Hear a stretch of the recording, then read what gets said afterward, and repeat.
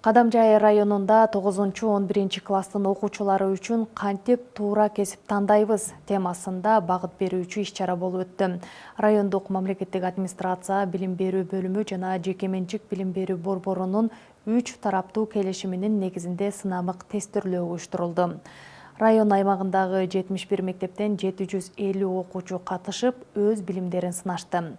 Тестте окуучулар кыргыз тили жана математика сабактары боюнча билимин текшерүү менен катар негизги тестке даярдык деңгээлдерин баалоого чоң мүмкүнчүлүк түзүлдү. Жогорку жыйынтык көрсөткөн 50 окуучу акчалай сыйлыктар менен сыйланды. Ошондой эле бардык мектептерге жалпы республикалык тестирлөөгө даярдануу үчүн атайын колдонмолор тапшырылды. Бул демилге жаштарга өз мүмкүнчүлүгүн туура баалап, кесип тандоодо туура багыт алууга чоң түрткү берерин жергиликтүү бийликтен билдирди.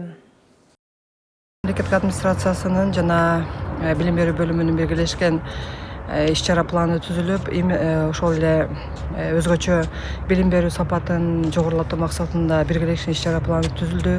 Анын негизинде бүгүн бизде Кадамжай районунда, Кадамжай шаарындагы Масалиев атындагы жалпы билим берүү мектебинде окуучулар арасында жалпы республикалык тестке сынамык тест өтүп жатат. Биздин окуучуларга маанилүү тест.